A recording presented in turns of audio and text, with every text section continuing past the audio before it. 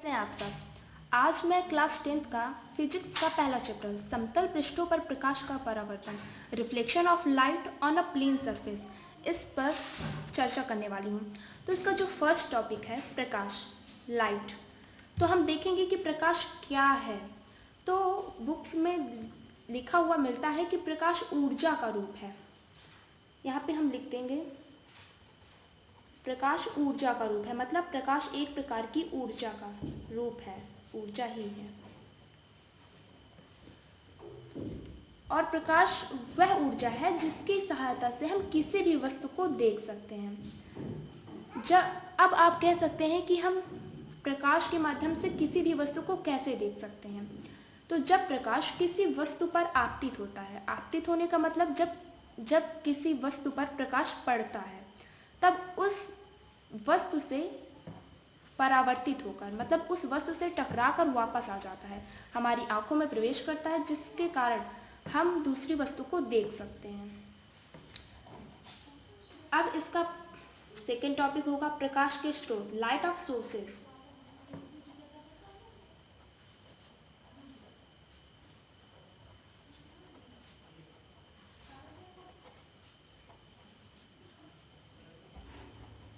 देखेंगे कि प्रकाश के कौन कौन से स्रोत हैं। मुख्य रूप से प्रकाश के दो स्रोत हैं। पहला है दीप्त स्रोत, दूसरा है अदीप्त स्रोत। दूसरा है अदीप्त प्रकाश स्रोत।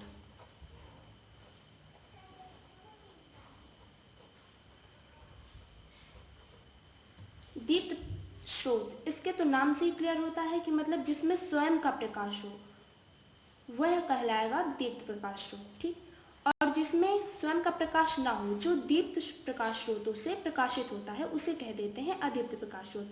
अब इनमें उदाहरण में क्या आएगा? दीप्त प्रकाश स्रोत का मतलब है जैसे सूर्य और तारे हैं और विद्युत बल्ब, ये सारे जो उदाहरण हैं वो दीप्त स्रोत में आएंगे।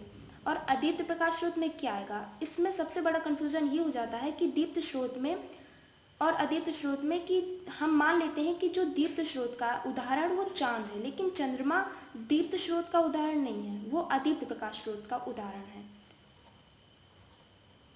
ऐसा क्यों? क्योंकि जो चंद्रमा है वो सूर्य से ही, मतलब सूर्य के प्रकाश से ही प्रकाशित होता है।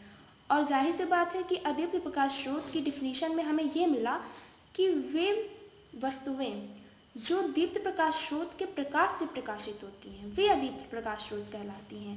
और चंद्रमा सूर्य मतलब दीप्त प्रकाश स्रोत के प्रकाश से प्रकाशित होता है, इसीलिए ये अदीप्त प्रकाश स्रोत है। चंद्रमा है, और उदाहरण के लिए कांच है, कुर्सी है, मेज है, ये सारे अदीप्त प्रकाश स्रोत हैं। ठीक है, क्लियर हुआ? अब हम नेक्स्ट टॉपिक पे पढ़ेंगे प्रकाश के गुण। अभी हमने प्रकाश जाना, अब प्रकाश के क्या क्या गुण हैं, उसकी क्या क्या क्वालिटीज हैं, हम सब उसके बारे में चर्चा करेंगे। देखिए, प्रकाश जो है वो तो स्वयं अदृश्य होता है, हमें दिखाई तो देता नहीं है प्रकाश, लेकिन यहाँ एक लॉजिक है। प्रकाश की उपस्थिति में हम दूसरी वस्तुओं को तो देख सकते हैं, लेकिन प्रकाश को हम देख नहीं सकते हैं। ठीक, तो मैं यहाँ लिख देती हूँ। देखिए, मैंने लिखा है कि प्रकाश स्वयं अदृश्य है, लेकिन इसकी उपस्थिति में वस्तुएं दिखाई देती हैं। आप जैसे कल्पना कर लीजिए कि मान लीजिए रात है, उस टाइम पे लाइट चली गई, तो अब लाइट चली गई मतलब प्रकाश चला गया। अब इसकी अनुपस्थिति में हम किसी भी वस्तु को देख पाएँ, ये तो मुमकिन नहीं है। इसका मतलब प्रकाश की उपस्थिति में ही हम बाकी की वस्तुओं को देख सकते हैं। अब इसकी जो सेकंड प्रॉपर्टीज़ है वह है कि वो जो प्रकाश है वो हमेशा सीधी रेखा में चलता है, कभी भी ये टेढ़ी मेढ़ी रेखा में नहीं चलता, हमेशा सीधी रेखा में चलता है। एंड थर्ड है कि इसके संचरण के लिए किसी भी प्रकार के माध्यम की जरूरत नहीं होती है। हमें किसी भी प्रकार के माध्यम की जरूरत नहीं होती है, ठोस, द्रव, गैस, किसी भी माध्यम की जरूरत होगी। और ये प्रकाश हमेशा बिना माध्यम के चलता है, मतलब ये निर्वात में भी चल सकता है। अभी आप कहेंगे निर्वात का मतलब जहाँ वायु ना हो, जहाँ ऑक्सीजन ना हो, वो है निर्वात। इसकी एक मुख्य क्वालिटी यही है कि प्रकाश निर्वात में चल सकता है।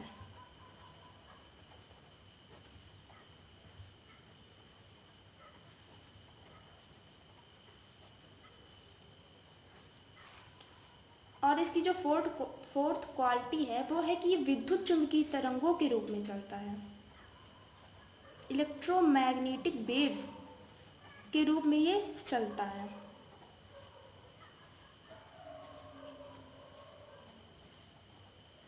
ठीक है, अब जो इसका नेक्स्ट है, मतलब नेक्स्ट जो इसकी क्वालिटी है वो है इसकी तरंग दर। इसकी तरंग दर कितनी है?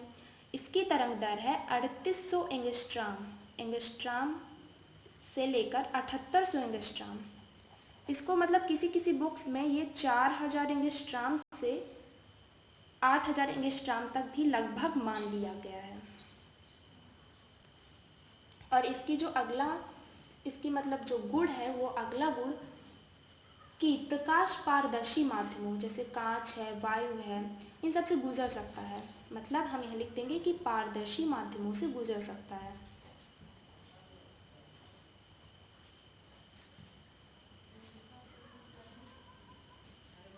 ठीक, परंतु यहाँ पर एक कंडीशन दे दी है। कंडीशन क्या दे दी है कि ये अपारदर्शी माध्यमों से गुजर नहीं सकता। अब पारदर्शी माध्यम और अपारदर्शी माध्यम ये मैं प्रकाशिक माध्यम में आपको समझाऊंगी, अभी के लिए आप इतना समझ लीजिए। ठीक, प्रकाश की चाल है वो अनेक माध्यमों में अनेक प्रकार की होती है, मतलब भिन्न भिन्न प्रकार की चालें प्रकाश चलता है। लेकिन निर्वात में प्रकाश की चाल 3 × 10⁸ मीटर प्रति सेकंड होती है। ये जो चाल है ये किस में होती है? निर्वात में होती है। ठीक है, अब हम एक और इसका गुण देखेंगे कि जब प्रकाश एक माध्यम से दूसरे माध्यम में प्रवेश करता है तो प्रकाश अपने पथ से विचलित हो जाता है। शायद यही डिफिनीशन अपवर्तन की है। ठीक, अब हम देखेंगे प्रकाशिक माध्यम क्या है। हमने प्रकाश जान लिया, प्रकाश के गुण जान लिए, अब देखेंगे माध्यम क्या है, कहाँ से और कैसे प्रकाश गुजर सकता है, किसी प्रकाश गुजरेगा और किसी प्रकाश नहीं गुजरेगा, वो प्रकाशिक माध्यम कहलाते हैं। हम वो देखेंगे और इसको इंग्लिश में कहते हैं ऑप्टिकल मीडियम। Optical medium. ठीक, इसका जो फर्स्ट है वो है पारदर्शक माध्यम। पारदर्शक माध्यम। सेकंड, इसका मतलब 3 माध्यम है। एनसीईआरटी बुक्स में 3 माध्यम दिए हुए हैं: पारदर्शक माध्यम, पारभासक माध्यम और अपारदर्शक माध्यम।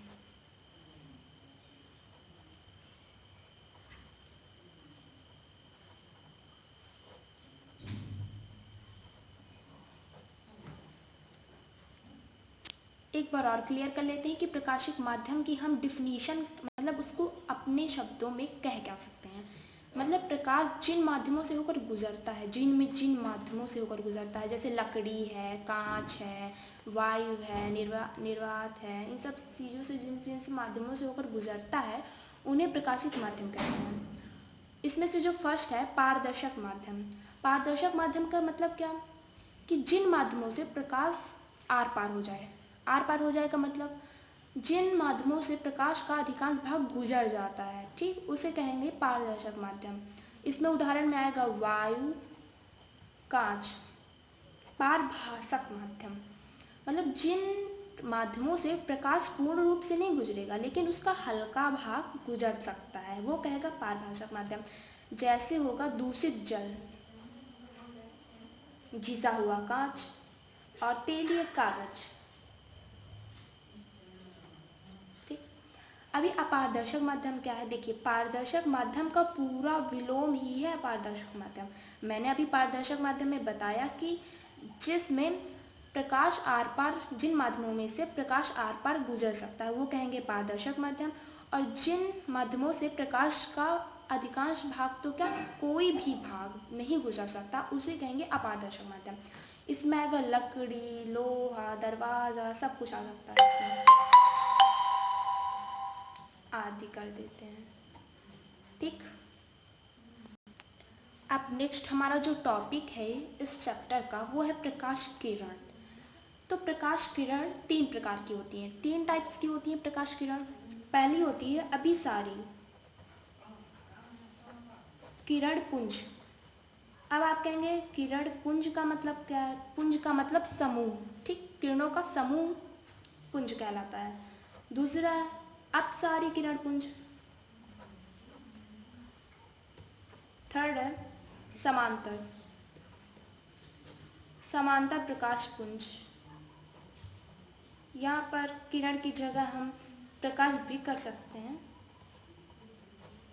ठीक है। अभिसारी प्रकाश किरण का, किरण पुंज का मतलब क्या है? जो प्रकाश की समस्त किरणें एक ही बिंदु पर अभिकेंद्रित हो जाती हैं। यहाँ पर हमें एक टेक्निक है कि हम कैसे याद करेंगे, बहुत लोगों को कन्फ्यूजन हो जाता है अभिसारी और अपसारी में। अभिसारी मतलब अभी से शुरू हुआ, ठीक, और अभिकेंद्र, अभिकेंद्रित या अभिकेंद्र भी अभी से ही शुरू हुआ है, तो हम यहाँ से याद रख सकते हैं अभिकेंद्रित और अभिसारी किरण पुंज का क्या नाता है कि ये ऐसे एक ही बिंदु पर सारी किरणें केंद्रित हो जाती हैं, अभिकेंद्रित हो जाती हैं।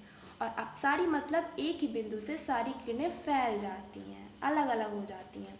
समांतर किरण पुंज का क्या मतलब है कि सारी किरणें एक दूसरे के समांतर होती हैं, 90 अंश, ठीक। ये हो गया हमारी तीनों किरण पुंज। तो दोस्तों आज के लिए बस इतना ही। हम मिलते हैं अगले नेक्स्ट वीडियो में, उसमें मैं आपको बताऊंगी प्रकाश का परावर्तन क्या है, परावर्तन के प्रकार क्या हैं, और मतलब परावर्तन के नियम क्या है, प्रकाश की उत्क्रमणीयता, पार्श्व उत्क्रमण, ये सब चीज़ें, दर्पण वर्पण, मैं सब नेक्स्ट वीडियो में बताऊंगी। तब तक के लिए धन्यवाद, और प्लीज़ मेरे चैनल को लाइक करिए, शेयर कीजिए। जय हिंद।